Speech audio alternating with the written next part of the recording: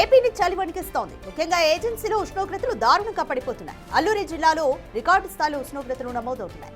చలికి ఏజెన్సీ వాసులు గజ వణుకుతున్నారు. గత వారం రోజులుగా ఏజెన్సీలో సింగిల్ డిజిట్ లో ఉష్ణోగ్రతలు నమోదవుతున్నాయి. లంబసింగిలో 8 డిగ్రీల కనిష్ట ఉష్ణోగ్రత నమోదైంది. ఇక అరకులో 9 డిగ్రీల ఉష్ణోగ్రత రికార్డైంది. వంచంగి, చింతపల్లి, పాడేరులో 10 డిగ్రీల కనిష్ట ఉష్ణోగ్రతలు నమోదయ్యాయి.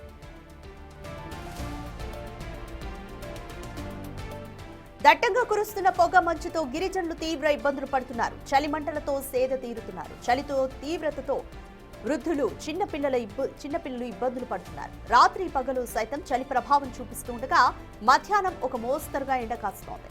ఉదయం 9 దాటినా కూడా పొగమంచు వీడడం లేదు.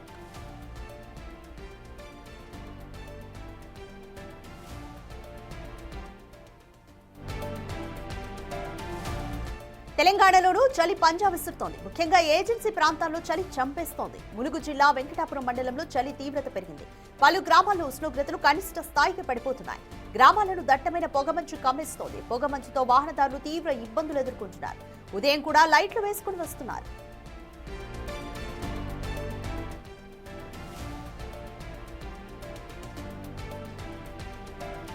చలి తీవ్రతతో జనం తీవ్ర అవస్థలు పడుతున్నారు. పొద్దున ఇంటి పనులు చేసుకోలేక ఇబ్బందులు ఎదుర్కొంటున్నారు. దీంతో చలి నుంచి ఉపశమనం పొందేందుకు మంటలు వేసుకుంటున్నారు. ఇక చలితో వృద్ధులు, చిన్నారులు అవస్థలు పడుతున్నారు.